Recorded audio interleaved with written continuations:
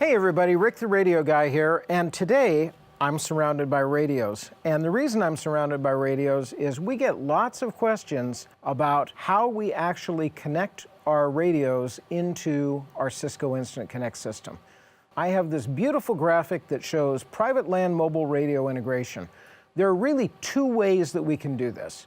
We can do this through using what we call a donor radio, like I have here on the table, and using cables and cards. Or we can do advanced integration through a packet gateway. So let's talk about the packet gateway first, because that's the easiest one. All of this stuff, as we move towards modern digital radio systems, is now getting to the point where the transmitter, the receiver, the transceiver base has generally a small purpose-built computer inside and an RJ45 connector on the back. It's just another device on your network you can plug into, and we can use our DFSI or ISSI gateway or our NXDN gateway, come back through the network, and then redistribute that radio over IP out to all the various endpoints. So that works really well. That's the easy way.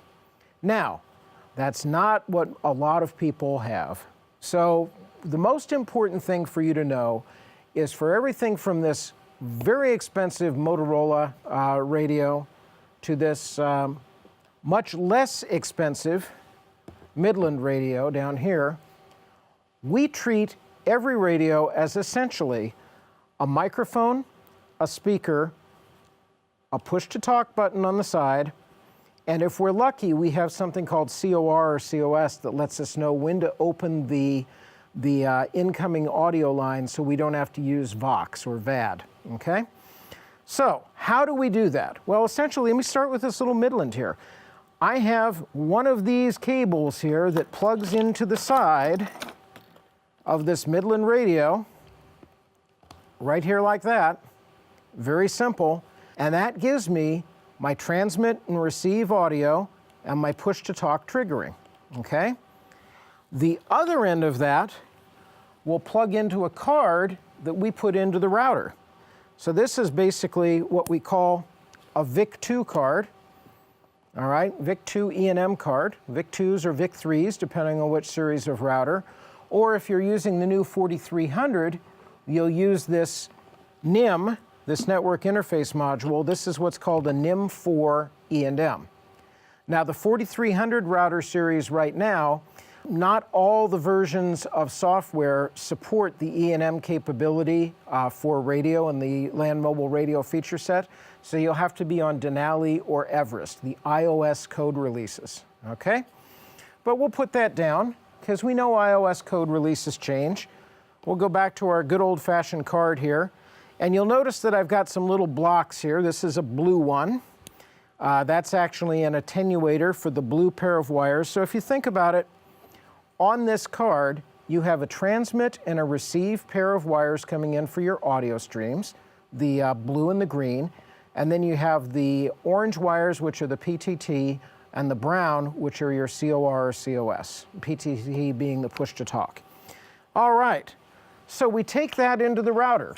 Now, we are going to have in the router, this card will be inserted, and you will see that when the card's inserted in the chassis, as you can see here, you'll see that there are two small LEDs, and when the card is receiving audio, the LEDs will be green. When we push to talk from the transmit side, from the network side, you'll see that LED turn red on the card. So there you go. Green and red LEDs, you can see them toggling back and forth on the card, indicating transmit and received audio. So I have a lot of different radios here. I have this Kenwood mobile radio down here in the middle, and I have an interface cable for it. And we wanted to let you know that we don't just bring audio out of these cables. This radio, Kenwood has licensed us their control protocols, so we can actually take anything we see on the screen and do on the front panels, we can take back into the router through serial control, and we can literally reach out and change the channels, adjust the volumes, tweak the knobs using serial control parameters to control this radio. Not all manufacturers have shared their protocols with us, but Kenwood certainly has. Another one that's been a great vendor for us is Tate. So I'm going to take this Tate radio here. This one's a portable, and you see on the back, get a close shot there, guys. I've got this little plug here with this funny shaped thing on it, and without looking, I'm going to try to take that off. That covers that very interesting connector on the back. And no, there is no standard for these. Every radio manufacturer does it differently. So I have an interface cable that matches that connector.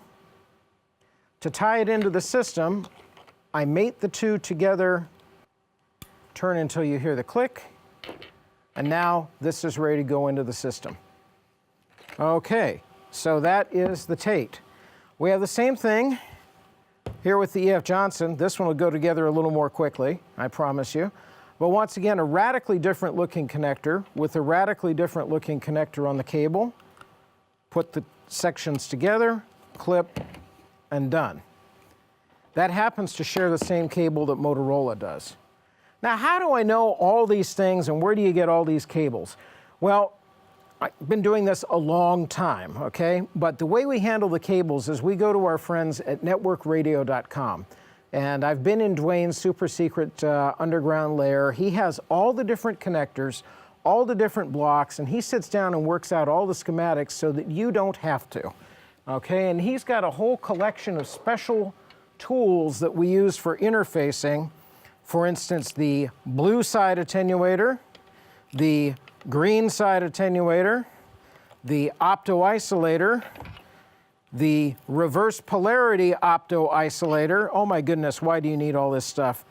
The attenuators with the blocking capacitors, because they have the black cable on them instead of the colored cable. When do you use all that? You call Dwayne. The other thing I will tell you is when you go to networkradio.com, you can get a complete listing of what he has on his website, but if you don't see it there, reach out and contact him through email.